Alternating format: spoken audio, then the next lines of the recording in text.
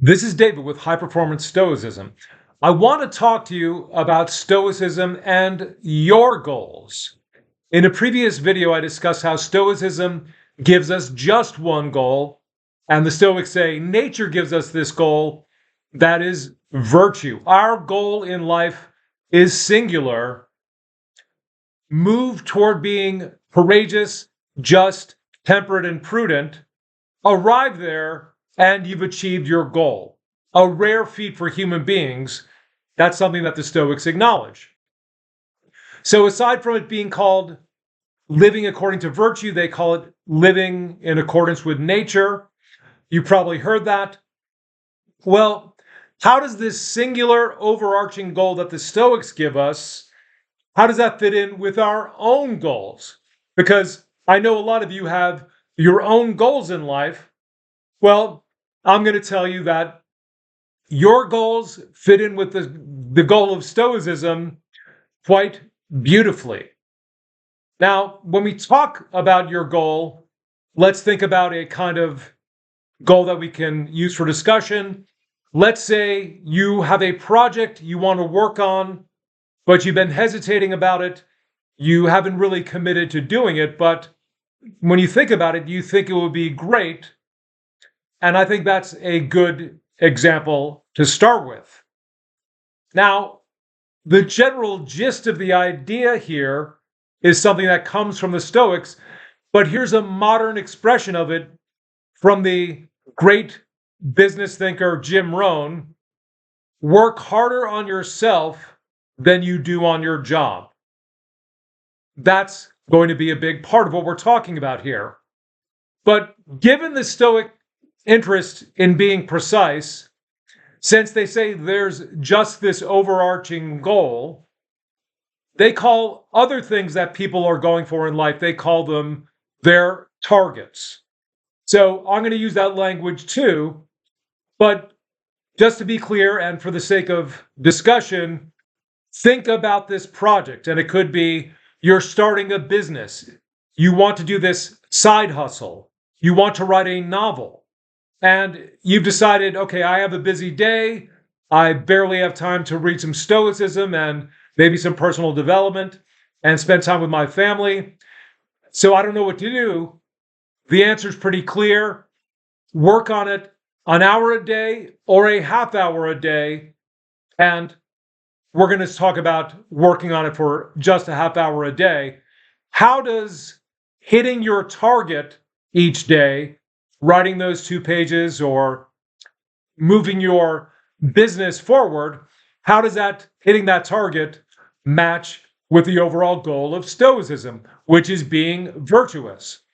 Well, if you every day do the thing that you tell yourself you most need to do, that alone, it means you're going to be working on your virtues. And by understanding this and how it works, and seeing these 2 things connected, working on the goal of being virtuous, bringing your business to life by hitting your target every day of a half hour work, you'll see that you're killing 2 birds with 1 stone, so to speak. So let's talk about each of the virtues, because one part of what prudence is, it's doing what's in your best interest. So you believe this business will be a success. You're working on it. You think it's going to benefit you. In that respect, what you're doing is prudent to do. Other aspects of prudence involved in just hitting your target of a half hour of work a day include the following. Prudence tries to detect what is true and genuine in each situation.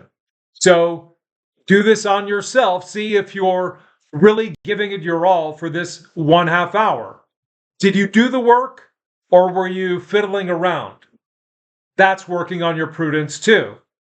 In addition to that, prudence is the virtue that determines what is the fitting action in the situation. So be honest with yourself. Make sure you're really doing something that moves your project forward. Now, let's move to another virtue, and we'll talk about temperance, also called self-control. How does temperance fit into hitting your target every day? Where prudence tells us what is the fitting action to do, temperance determines what choice we should make. And if we are temperate, what do? We make the choice to do the right thing, the fitting thing. And so if you sit down, you're struggling with it, you don't walk to work, and you just say, I'm just going to start working, you have started with the right choice. So that is building your temperance.